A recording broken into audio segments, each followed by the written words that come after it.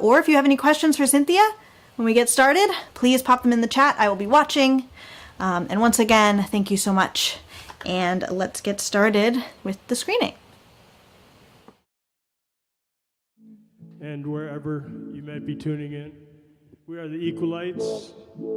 We had some problems getting down here, so us three up front are going to do a couple songs for you, and then we're going to bring in our esteemed rhythm section, Peter Kim on bass and Randall Clunes on drums. But right now we're going to start with a couple of easy ones, nice mellow ones for you. This one's called Livin', and let us all take it to heart and live another year. Yeah, 2022 coming up. No problems, we hope.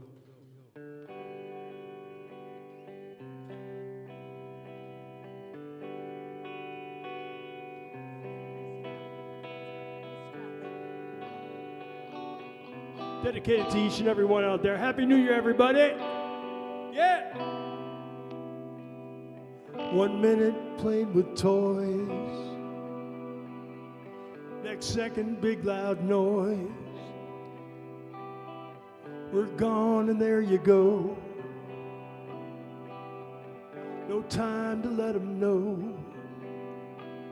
We are living. Just living. He got into his car. So glad it wasn't far. Much farther than it seems. But was it all a dream? He was living. Just living. He was living. Just living. Don't wait around too long, 'cause life is just a song. Gotta play it well. When it ends, no one can tell. They can't tell.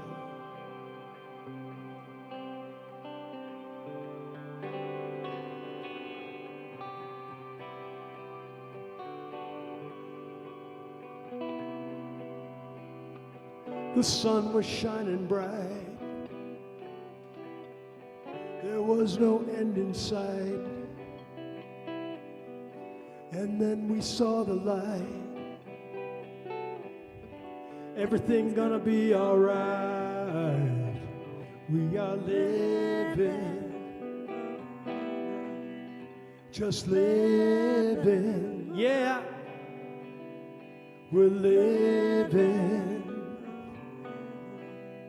Just living.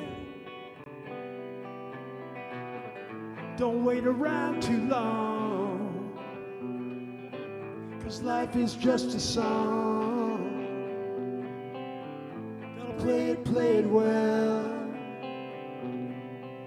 When it ends, no one can tell. They can't tell.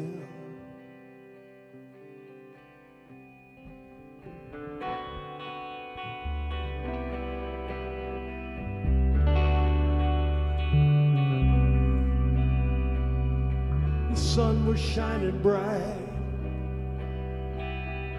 There was no end in sight. Then we saw the light. Well, everything's gonna be alright. Don't wait around too long, 'cause life is just a song. Yeah, you gotta play it well. When it ends, no one can tell. They can't tell.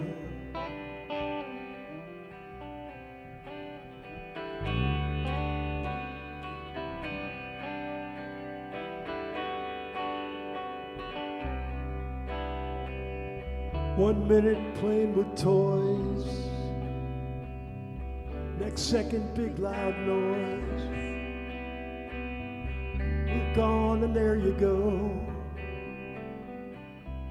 No time to let them know we were living, just living. Oh my gosh, my gosh, my gosh, my gosh, living. We were living.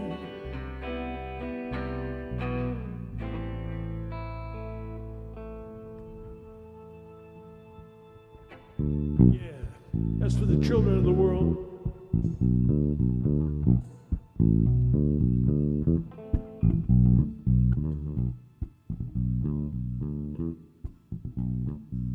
You know, New Year's Eve is just about as good as it gets.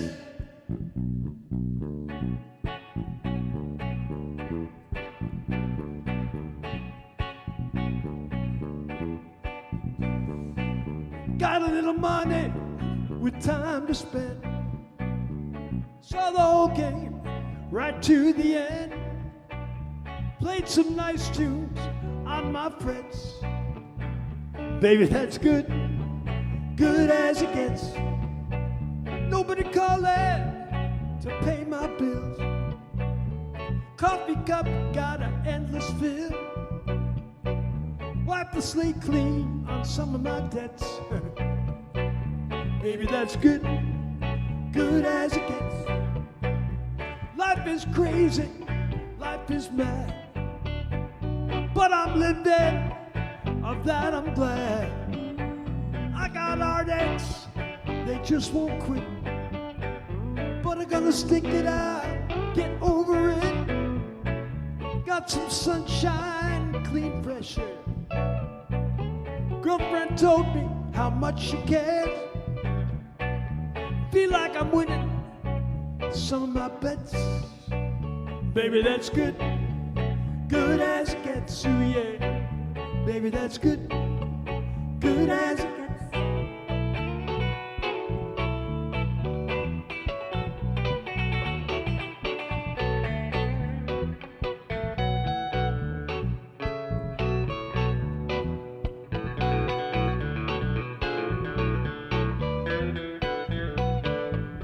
Life is crazy, but it won't quit.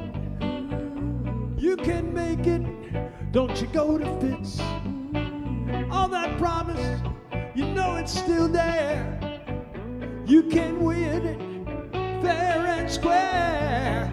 Got the day free to follow my mind. Daylight saving is gonna give me time.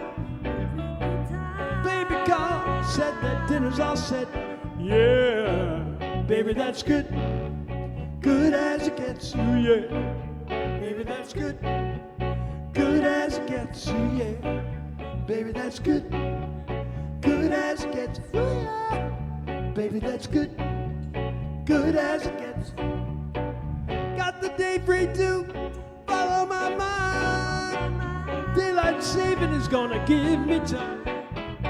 Baby called, said that dinner's all set. Yeah, baby, that's good, good as it gets. Ooh, yeah. Baby, that's good, good as it gets. Ooh, yeah. Baby, that's good, good as it gets. Look at that. Baby, that's good, good as it gets. Got a little money with time to spend. Saw the whole game right to the end. Baby called, said dinner's all set.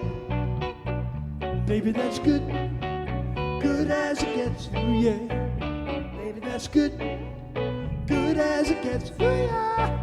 Baby, that's good, good as it gets. Ooh, yeah. Baby, that's good, hey, good as it gets. Well, I got the day free to follow my mind. Daylight saving is gonna give me time. Said that dinner's all set. Yeah, baby, that's good, good as it gets. Ooh, yeah. Baby, that's good, good as it gets. Ooh, yeah. Baby, that's good, good as it gets. Ooh, yeah. Baby, that's good, hey, good as it gets.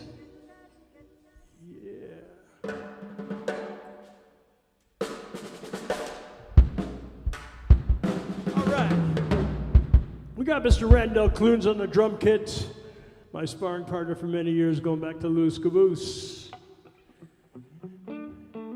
And over on guitar, we got Edward Redernay. In the center here, we have Leslie Smith on vocals, the lovely Leslie Smith.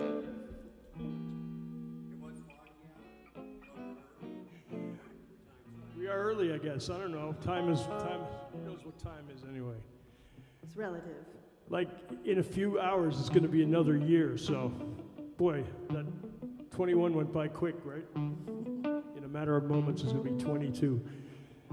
On the bass guitar, Mr. Peter Kim, one of the area's best bass players, my good friend. All right, what should we do next, folks? Ready, Brenda?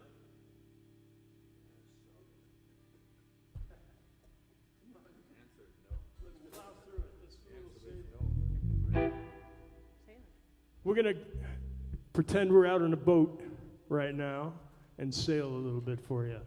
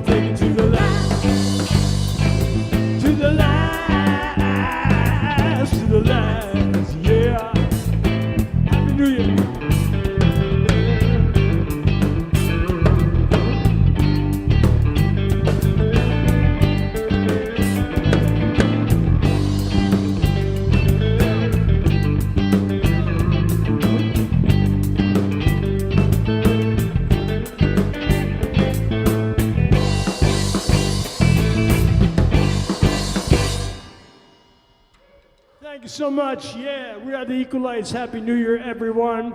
Leslie Smith on the vocals. Happy New Year, everybody. Ed Red on the Thank you guitar. to the Arts Council. Happy New Year. Randy Clunes, Ross Blacka on the drum kit, and Peter Kim on the bass. My name is David Boatwright. Thank you so much. Love you. Happy New Year.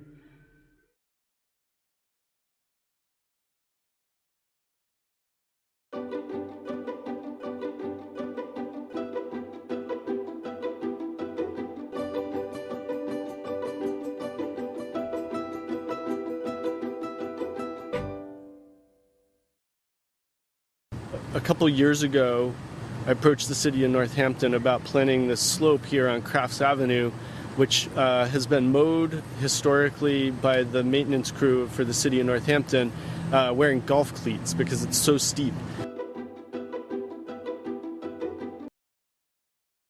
David Pomerantz has been the city liaison for this project, and he's been very supportive along with the mayor. And they agreed to allow us to plant a trial meadow, and we planted about 1/8 of this slope about 3 years ago, and it did well, and the city is supporting us in planting the rest of the slope now.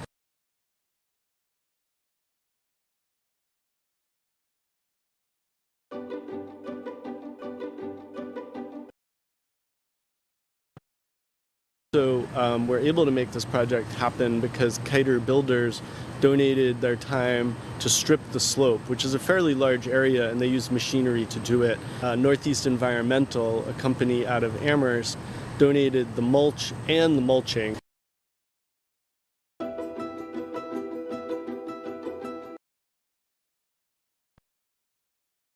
So now that the slope has been prepared, and we have volunteers here and we have all our plants, our next step is to actually go ahead and plant. And when planting a meadow garden, having a blank slate's really important. So the preparation part is essential for this project to work, because now there's really no weeds and we have an actual blank slate to start with. So now our job is to put the plants in the ground, and we're going to spread out over the area of the slope, and we're going to basically pass around trays of plants, and everyone's going to get instructions on how many plants from each tray to take out, and we're going to lay them out around each person, so each person's sort of creating a cell of plants that they're going to lay on the ground, and we're going to cover the slope in this way, and it's going to randomize the pattern of plants, which is terribly important because we don't want this to look like it's too orderly. We want it to look naturalized, and we're going to go heavy on the grasses. We're planting a lot of little blue stem grass.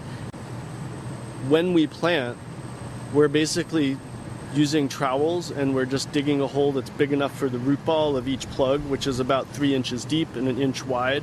And you dig a hole that's big enough for that, and you put that in, and then just tamp the soil around firmly around the roots. And that's really all we need to do. We want to plant the plugs at grade, and we don't want to plant them higher or lower than grade. This should be an ample amount of plants to fill out the slope. The goal is to have the plants fill out quickly enough so that there's a fullness. It's a density that can keep weeds at bay.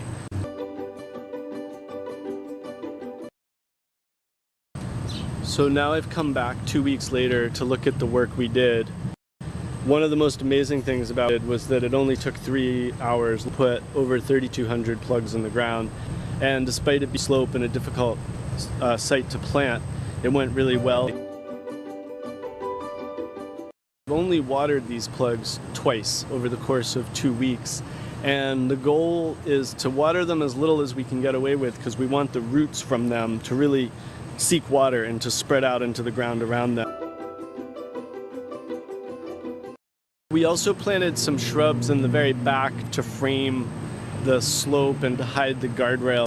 They're going to take and they're going to fill out, and once they start growing, they're going to look considerably different. This garden will fill out very significantly. It's going to look like a meadow, and there's going to be a lot of flowering plants, and it's going to be very full and have a lot of beauty in it.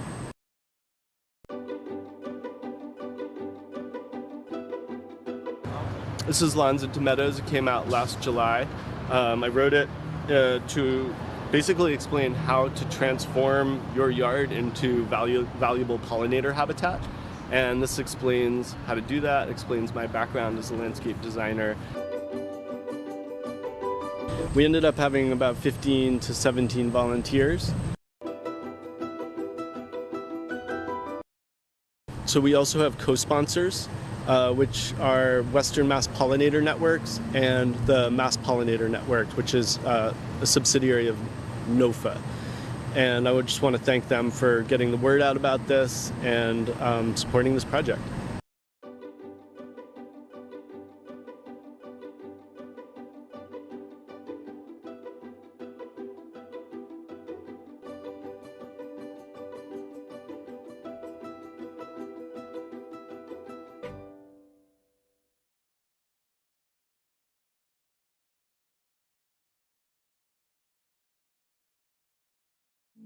And wherever you might be tuning.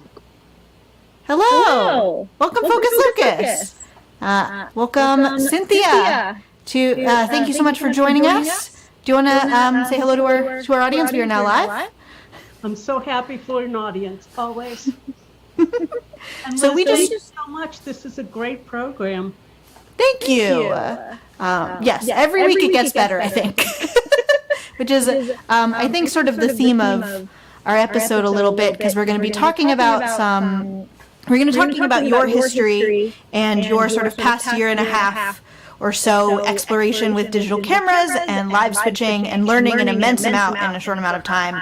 So do you want to, we just sort of were touching on this behind the scenes, but I wanted to hear from you a sort of, what was your introduction to film and video? You said that you did public access before Northampton Open Media. Talk about your history with film and video. Okay, so I have no formal training in video. I don't know that it really existed at the time I was coming along. There were some film schools in like New York, but it wasn't a big deal thing because it was outrageously expensive to try to use actual film and process it and all of that. In about 1983, 84, I volunteered at the local cable access channel. I did a magazine show called Quincy Magazine. It was a half-hour show, live, and I mostly went outside of the studio, which adds a lot of complexity.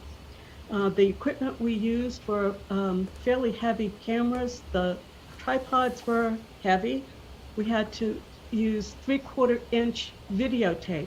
So if you think about the half-inch videotape that you used at home and the 1-inch videotape that was used in newscasts on TV, this was 3/4-inch. So big chunks of equipment. Batteries, these big brick batteries that were very delicate, and you had to be careful on how you charged them, or they wouldn't. You had to totally discharge them before you recharged them, or they would ghost. They would only charge back to where they were. So that was a mess. And then the sound was different. You had a whole sound deck and microphones. So, you had to be really thinking about all of those things as well. And I was doing it with my 2-year-old. So she had what we call a chute blanket, which was underneath the tripod. And she knew that when the dial moved on the sound recorder, she couldn't talk. And she did. She was fabulous. So we did a lot of those shows, and we covered, we did live election night coverage, and we did live coverage of the symphony orchestra's concert. We got some prizes. It was good, but it was, I think what I took away from it was how to conceptualize the video, to think about what it is you wanted to do, and how to use the camera angles and the camera shots really as part of the dialogue. It's really helping people to understand what's going on. That was the only part that translated when I came out here. And been in Northampton for about 6 years and volunteered here and there. And then Dave Newland was helping give advice on another project I was working on. And I just thought, oh, this sounds interesting. Let me see what I can do. So I started off, and I really thought I was, a queen. I had done this a lot. Oh, no problem. No. So, first of all, there's no tape. It's memory cards. And the cameras are very light. So that means the tripods are light. I could not get the tripod sled disconnected and mounted on the camera. That took me forever. And there was an omnidirectional microphone on the camera, but if you're doing this in an outdoor setting, not ideal. No. So with the pollinator project, which was the last clip we saw in Crafts Avenue, that was pretty much a nightmare from the beginning. It's astonishing to me that I was able to come up with something that was coherent. Do you want to talk a little about how that project came to be with Local Harmony? Yes. Right. So they had asked, they were doing a series of workshops. They were looking for coverage for that. And I wasn't able to do any of those. And then they had this one workshop on a Saturday morning, which was to plant plugs that would grow into plants that pollinators liked. So that seemed pretty straightforward. And I thought, okay, I can do this. Forgetting that, first of all, it was in the morning, so never the best time. And I didn't really have time to work on the equipment, so I was kind of going along with it as I was going. The biggest part was that I hadn't talked with Owen ahead of time to see what kind of storyline he was looking for. That really came to bite me because I didn't have the footage that I needed to tell a particular story. I had to cobble together something else. The only thing that saved me were the transitions I was able to put together using Microsoft Photos. Sorry, but that's what was the role, and put the titles in. And they also have an audio application so that it goes along with the video itself, so it does its whole thing. That was fine. Otherwise, it would have really been a mishmash. So, did you? I can show. Let's see if I can get this ready. I can show. Sure. The what would it be? The cutting room floor for Crafts Avenue. Yes. So this is just to encourage people.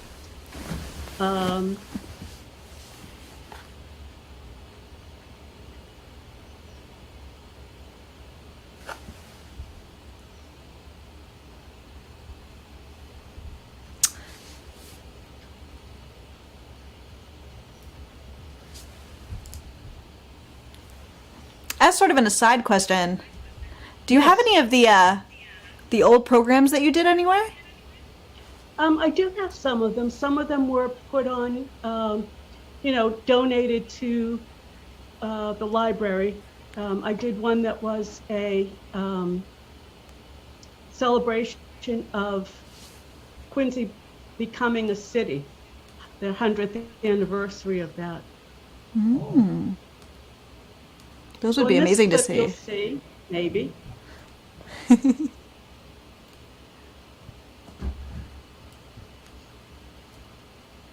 Yeah. So a little bit of his head, Okay, yeah, but then I lose his this head. is Lawns of Meadows, came out last July. I wrote it to basically explain how to transform your yard into valuable pollinator habitat. And this explains how to do that, explains my background as a landscape designer, and it also talks about this specific project. Oh, and there's the alarm.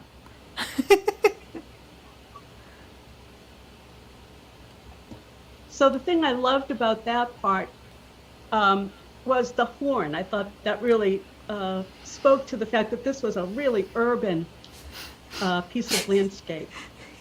And I had that in. I thought that was really great.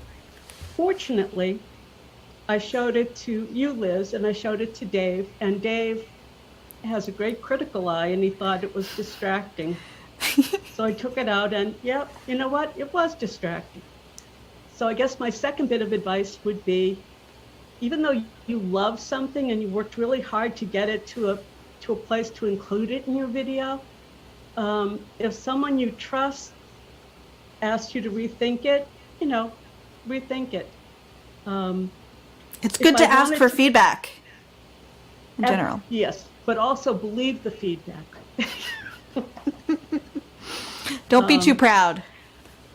Exactly. And it's also, some tactics are tactics, editorial decisions sort of fit in different places. Like maybe a documentary about Northampton downtown could have more alarms, but, it's interesting to think that that's what got cut. Right. I had a lot of footage of the cars going by because I wanted to show how this was really a no man's land strip of dirt between a parking lot and a parking area and Crafts Avenue, heavy traffic. Sometimes when we think about meadows, we think of these idyllic kinds of things with, picnics and all of that. But as far as the insects and the birds go, they don't really care where the plants are. They're just going in for the nectar. And I was really impressed to find out that Northampton was, as a city, putting together a pollinator corridor. So this was one part of that. And that was interesting. So I went off and did a lot of interviewing with Dave Pomerantz, who was the Central Services Director who financed part of this and took care of everything. I got a lot of great information and all of that, and I put that into the video, and then Owen was not happy with that because he wanted it to be a workshop on how to plant the plants. So the fourth thing I would say, in addition to figuring out what it is that the person wants to have explored, and getting the equipment in shape, and getting enough extra footage so you have some transitional pieces, to really communicate with the person if you're doing something differently. So I was, referring back to when I was working, pretty much on my own. I could do whatever I wanted. And as a journalist, I wanted to have as much grounded fact as possible. And it was hard for me to take out the city's portion of that. It really was difficult. And again, Dave came and sort of set the parameters that, this was a community access production. And so I was doing it for this person. So that's why he got to say. But I really learned a lot. I had a great time. And I would highly recommend anybody who wants to do anything to jump in. I can say that very supportive, and you can learn as much as you want to. One of the things I enjoy is the classes that we had. They're very different range of personalities coming in, and Classes, it was lovely. Classes at NOM or at NOM, yeah. We had, not surprisingly, I'm almost always the oldest person there, but not bad. They don't call me ma'am too much. And it's just interesting to hear, they want to do science fiction things, and they want to do, all kinds of imaginative, complex projects. And to me, it's always wonderful to see people bringing an idea and their passion and really trying to make something happen, in addition to everything else that's going on in their lives, because most of the people have families, they're working, going to school, they're working and going to school. I give them a lot of credit. So Yes. you may have some other questions. I love that. It's creativity on top of life, you know? Yep. Yeah, I was wondering if you'd like to talk about Edward's Church and first night at Edward's Church. So that was the first clip that you showed. And Yes. Edward's Church had been a venue for first night performances for several years. This was the first time that we had the ability to live stream to YouTube. We had put in this equipment to help show the worship service to congregations that couldn't come to church just yet because of the virus and that sort of thing. And it was fortuitous, I would say. Liz, would you say it was fortuitous? Yes. Because once the city said no audiences, it ended up being 3 venues, you know, Northampton Open Media, the Parlor Room at Hotel Northampton, and Edward's Church. And I really felt like I went back to my roots. I was having a great time. It was 11 hours of, you know, directing and camera angles and wrangling people and all of that. It was great fun.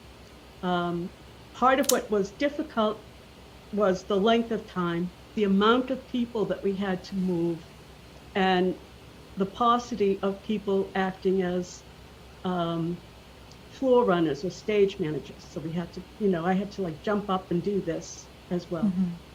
Mm-hmm. The clip that we showed, I think, was one of my favorite times. This was the second to last act. So we're talking that this was about 11 o'clock, and it was the end of a very long day. And then they're not ready, and they're not ready, and they're not ready. And I'm saying, where's your band? And he's called them and says, well, they're you know, in some town is like 15 minutes away. They're on now. So I said, well, I can't keep showing this loop, you know, because you know, you have to go out there and do something. You have a guitar, go out and sing a song. No, what are we going to do? You know, what are we going to do when the band shows up? I said, that'll be great. It'll show the band setting up. It'll be a great visual. And I hope people enjoyed seeing that part of it as well. So I guess, what would the lesson be there? If it's live, it's never going to be what you think, ever. You can prep all you want. It is never going to be that way. So Yes. For me, it was being very focused on putting up programming, and everything else was kind of extraneous. I didn't have time to deal with him for not having his band around, you know, or anything like that. So it was just getting him in front, which he was very reluctant to do. But I must have put on my fierce look, and out he went. And yeah, it was good. That was a long night. And I think I felt really pleased because I was able to, while we were live, able to move the camera in or pan over something or, you know, close up into something. And obviously, I had a list of bands. I didn't know what they were playing. So I had no idea what instruments they would be using. So it was really more just listening to the song and sort of guessing who was going to be featured next and getting ready for that. And like, okay, I think this is going to be drums next. Let's go there. And that worked out pretty well. I was heartened because the people who did the performance were very tense before, normal. And afterwards, they felt really good about it. And I give them so much credit for performers to play to an empty house.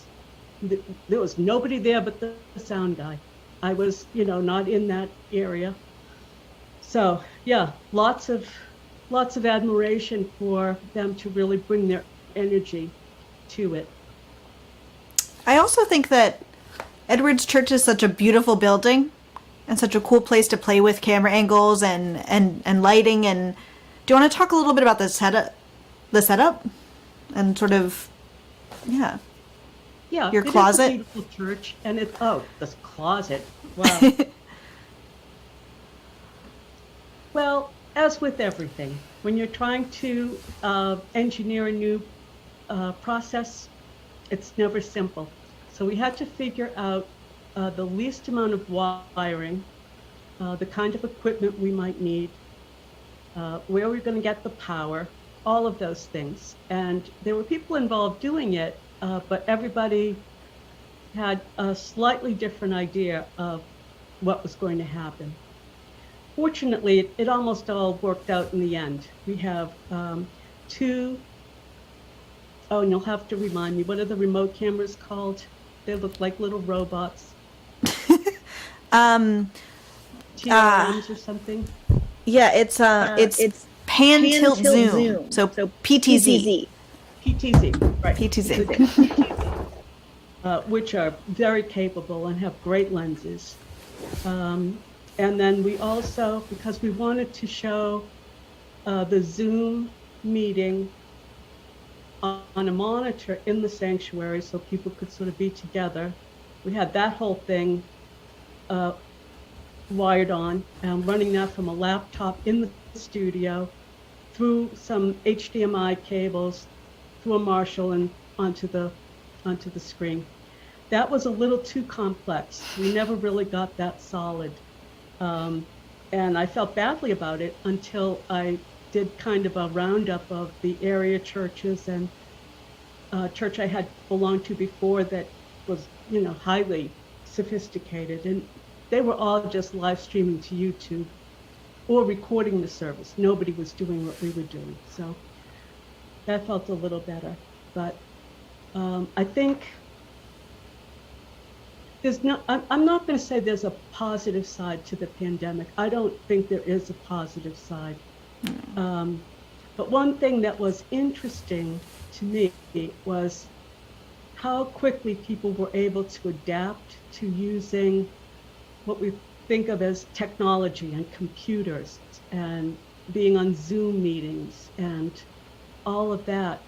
I would joke with the staff. I said, if we ever went to the committee that says, okay, we're going to start doing Zoom meetings live of the service, and this is what we're going to do. It would be 5 years and 10 meetings. It would just go forever. But it was 1 week to the next. We had to just be there. Mm-hmm. So I think that part was interesting. Yeah. As sort of another live switching. Oh, sorry about that. Another sort of live switching. This was also during the pandemic. It's been a long pandemic. Was the Performance 31, which was the first live switching that I worked on with you, where we had 3 cameras. We didn't show a clip from that, but I was wondering if you had any sort of throwback stories to sitting high up and filming the cover bands at Performance 31? Yep. Again, this was an outdoor festival, so the challenges were many. There was a whole tent set up with equipment for the Northampton open media cameras and the sound banks and all of that. Wisely, I was put on camera 2, which is a static angle. You don't really have to do much with camera 2, just kind of be there, which was about my level at that point. What I didn't realize was that I was losing my hearing, and that even though I had headphones on, I could never get them loud enough to hear over the noise of everything. So that was again one of those live things when I sort of was thinking that maybe I needed to deal with my hearing, but wasn't until I realized that I had amplification on my ears and I still could not hear that came home. the other part of that, of course, was that it went long, and the last acts couldn't get on, and the Look Park people, put the lights on, and it was like, okay, parents are home, we got to go now. I got great enjoyment out of that, listening to the music, and gosh, don't we have a lot of talent? It just astonishes me how much talent and how much, I'm going to use the word passion, there's no other word for it, that people have toward making music or writing or acting, because there's no monetary compensation that can even match the number of hours that are put in. And yet people do it and continue to try to improve. They're not willing to just, settle for whatever. So that was good. I would say that that is a perfect sort of summary of your Focus Locus Presents. Is that we should all, learning, always learning new things. And passion is a good word for it, but I also think there isn't a great word for it, is it? There's just some kind of... Passion is one. The other thing is, I think you have to be a little stubborn. You've got to be a little persistent. When I think back to that pollinator video, it was like a little more than 5 minutes. It took me, I don't even know how many hours. I can tell you it was like 3 months, because part of it was learning the new editing equipment, and part of it was trying to piece together a narrative that would make sense. And, I just had the persistence that if I started something, I wanted to finish it. Otherwise, I think I would have left, just like, forget it, can't do it. So sometimes it's good to persevere. And I would also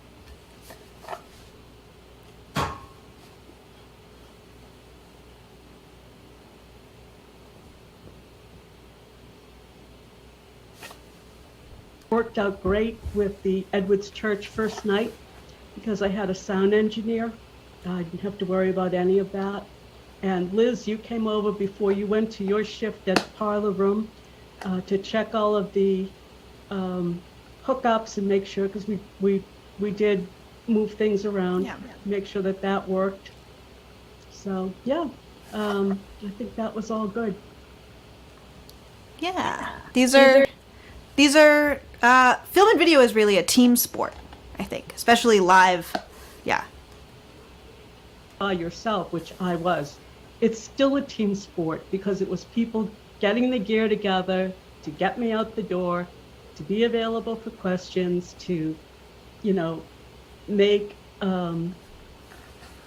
room for me on one of the computers in the studio so that I could try to edit this video. I know what I would say. Mm-hmm. There are so many free tools out there that can allow you to create really pretty good looking videos. And I would strongly recommend using those. You don't have to spend money on a big Adobe suite, nice though they are. You really can do a lot with free software, particularly if it's open source, because then it's supported by a whole community. The cost of making video is so low now. Really, it's almost only a question of time once you have a camera. You don't have to worry about film. You don't have to, and storage, memory storage is so cheap. So use your phone. Important, because we're at a point in our culture where we talk about mainstream press or the sort of journalistic rules and ethics. still apply to some newspapers, still apply to some TV stations and their web, based offshoots. But because it's so cheap, there's nothing stopping someone from putting something out that looks great, looks real, and is totally wrong and totally false and totally manipulative. So that is a problem. When I worked at the Globe, we didn't have any competition because you would need, so many millions of dollars to get a press. And even then, you wouldn't have the fleet of trucks to do the deliveries. And now all of that is really obsolete. So, yeah, pay attention to who's giving the videos and be prepared to get your own viewpoint out there, or to help someone else get their viewpoint out. I think that's an important thing. Yes. That's my speech. That's my advertisement for it. Yes, it's fun, and yes, we bring our passion to it. But we need small creators. It's like that you have social interest in mind. Now's the time to get in and figure it out, because it's not going to get easier. I look at Ukraine, for example, and all of the TikTok videos that were better almost than whatever the CIA had up their sleeve. The George Floyd video. We're at a point where it's going to be a very different history going forward. How about that? The future history. I love that term. I think yes. We should be in charge of our own public information. That's right. And if you're like me, I want to be in charge of all of it. I'm like yes. So come to Northampton Open Media and collaborate with us. Right? Absolutely. Yes. Yep. So I have one more question for you, which is, what types of film and video are on sort of your list of things to try? So glad you asked. I'm all about virtual reality. Really? Because I'm thinking that because we have these widely geographically distributed people, how do we create a reality where they're all together? And part of that for me would be augmented reality. So for example, if it were, I'll take my example, a church service, and you have people there live in a pew, I would love to be able to have an avatar projected next to them of another member who wasn't there, so they could interact with them. Oh. I'm sure, get that class on the list. Yeah. That sounds amazing. We've done some really cool VR stuff in the past. So I think that a VR church service. Yeah. Yeah. All right. I think my poor minister just gets nervous whenever I say things like this, but it'll be fun, whatever it is. Yes. Definitely. And before we came on, you said something I thought that was really beautiful. Well, I guess you sort of said it again about it's always amazing to watch people sort of just come up with new ideas, just like bubbling up in their heads. Yes. It is astonishing. I think, sometimes people think they're not creative, and so I don't like to use that word because it has a connotation of a lot of other stuff with it. So rather, I think people have opinions, and if we want to think about it that way, you might have an opinion of how you want a particular thing to be viewed, and how can you do that? Maybe it's a quick video, and maybe it's Instagram feed, or maybe it's whatever, but the tools that we have to express this creativity, opinion, they're just right there. And how wonderful is that? I guess, so I had taken out cameras for the Crafts Avenue video, the pollinator.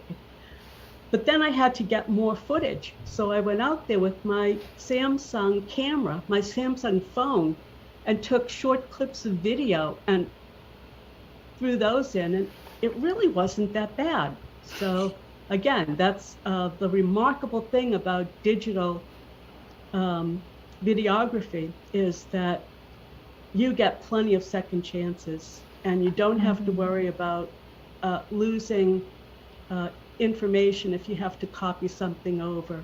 It's a whole different world. So for the young people coming up, you have no idea what I'm speaking about, don't bother figuring it out, because it's over with. And for all the rest of us, yeah, digital is so much fun. Digital is fun. All right. Is there anything else you'd like to say before we close out our Focus Locus Presents Cynthia Stanton? No, I'd like very much to thank you for pulling those clips together and inviting me to speak about them. And like to thank the audience, because sometimes it's not the easiest thing to sit through a show that's talking about the behind the scenes stuff, and wish everybody safety and health. Well, I thought it was a great show to sit through. And thank you all so much. And thank you, Cynthia, so much for joining.